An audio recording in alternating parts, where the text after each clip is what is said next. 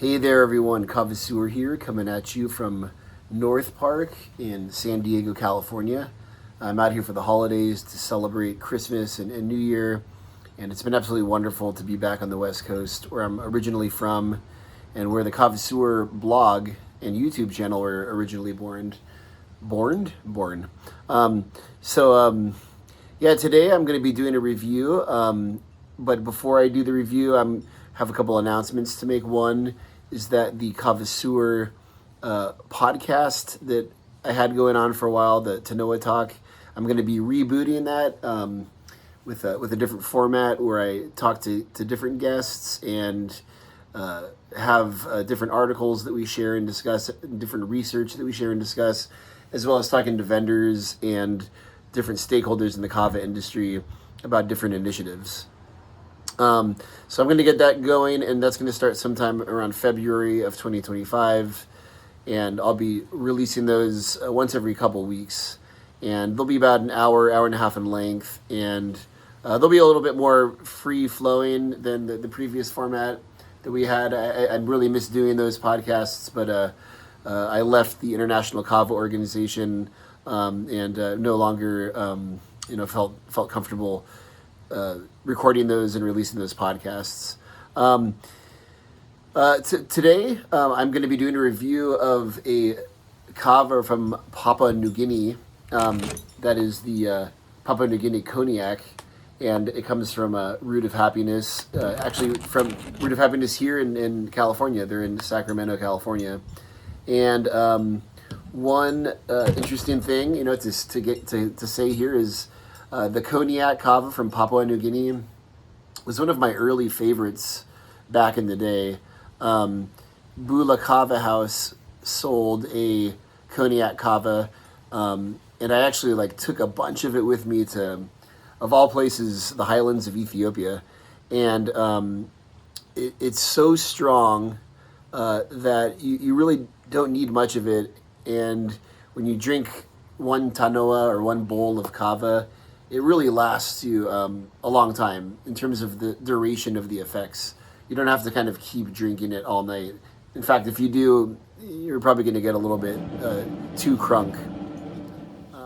So the cool thing about Papua New Guinea kavas and Koniak in particular is their strength and their difference from a lot of what we're used to drinking. Most of the kava that you get online, that you buy online, is from Vanuatu and Fiji, and they're what are considered quote unquote noble varieties, which refer to varieties that are kind of preferred by most people. Usually a little bit lighter, usually a little bit softer, less harsh, don't have that kind of piney taste. But that being said, the Koniak, the chemotype, which is the arrangement of the different kava lactones, actually produces a really nice, cool, kind of creeping effect that starts off with a kind of uplifting feeling, and then a kind of gradual stoniness that sets in. And on top of that, what's cool about drinking Papua New Guinea Koniak kava, or any type of kava from Papua New Guinea, is you're really getting kava from the homeland, the origin of kava. Papua New Guinea, Papuans, they are the ones who brought kava into the world, who took it out of the wild and started farming it, started producing it in gardens, and were the original drinkers of kava. And then it moved into Vanuatu as the Melanesians moved east, and the seafaring Melanesians moved east from Papua New Guinea into the Solomon Islands, and then up into Vanuatu and Fiji, two other prominent Melanesian countries.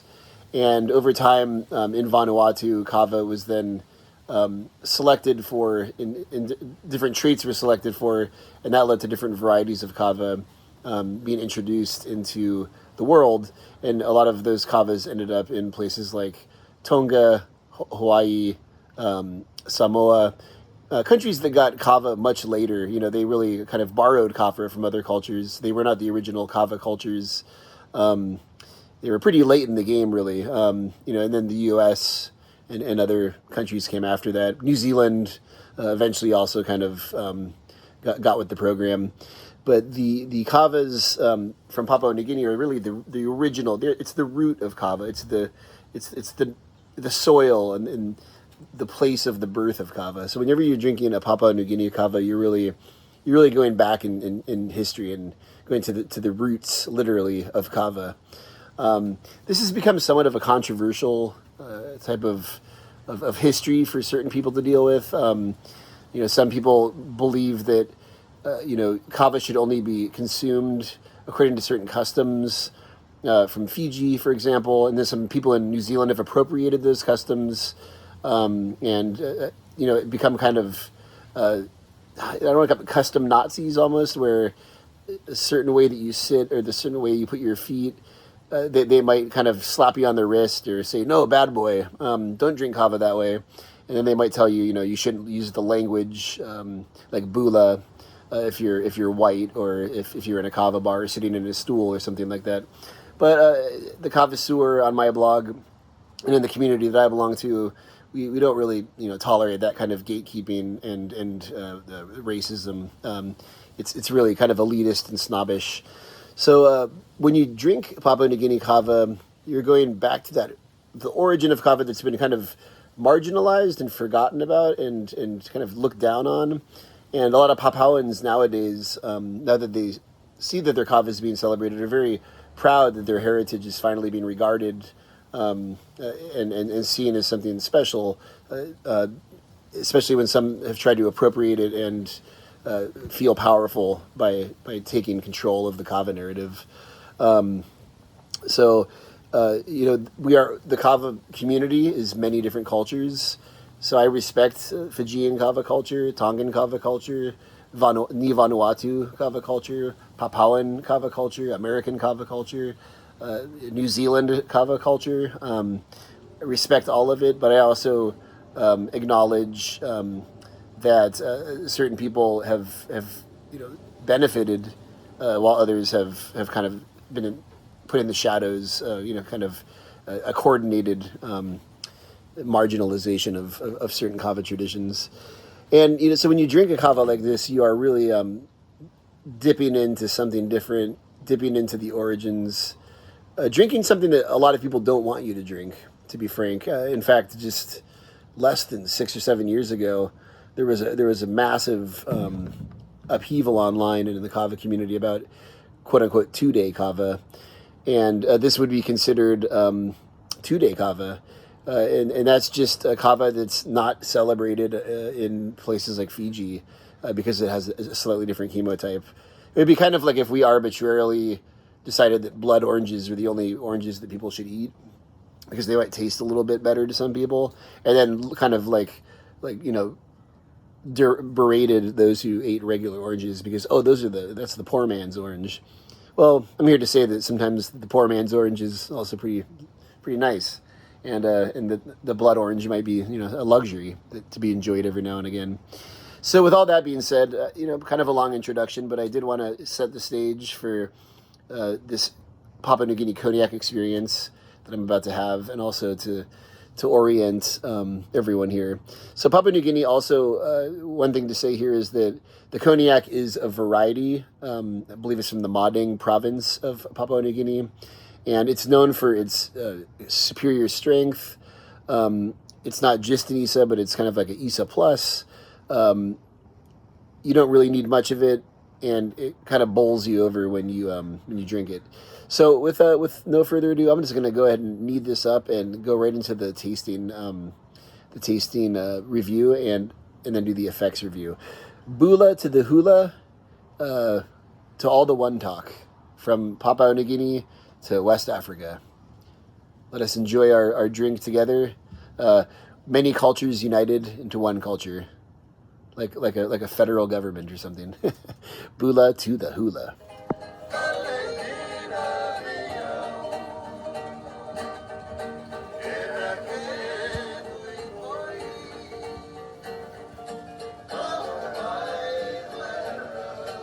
Wow, that's great. I was just watching a little video there that somebody sent me of a kava bar in Suva, Fiji. And people sitting in chairs, drinking kava out of plastic buckets, playing guitars and ukuleles. You got an American flag next to a Fijian flag in the background. That's a beautiful sight. That's the One-Talk spirit right there. So, anyways, I got the Papua New Guinea Koniak Kava all ready to go here, and I am ready to give it a whiff. Woo! Feels like I'm walking through a pine forest when I whiff that. So here I'm gonna pour this in here. Oh yeah, look at that. Woo! Koniak, drink of the gods. To the people of Papua New Guinea, to the Papuans who discovered kava, who domesticated kava, brought it out of the wilderness, brought it into the garden, and raised those first shells that we now enjoy. Bula to the hula. I wish I spoke some Papuan. I'd borrow some of their words. Bula to the hula.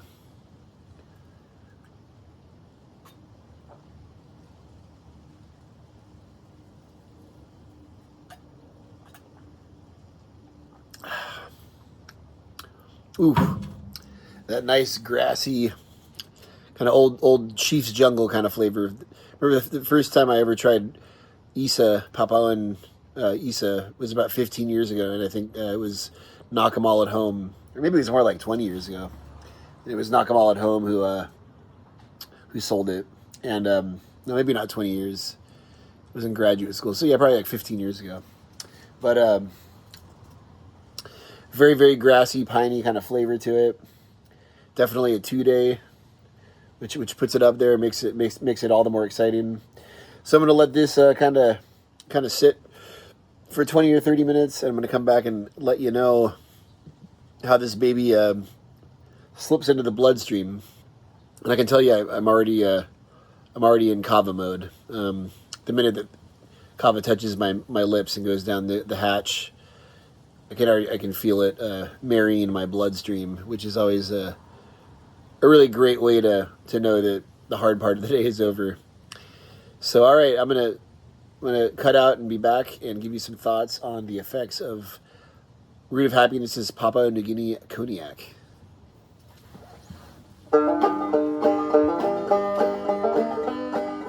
Oh, hey there. Just a little joke for a Monday afternoon. But yeah, so I've had this is my second pint glass of the Papua New Guinea Koniak, and the relaxation engines have thrown themselves into 10th gear, and Kavasseur is very mellow. Kavasseur is very happy. Got my slippers on. This is a 65-degree San Diego day. The thing about Papua New Guinea kava and Isas, generally speaking, is that they're really light, and like your body feels featherless, or like a featherless.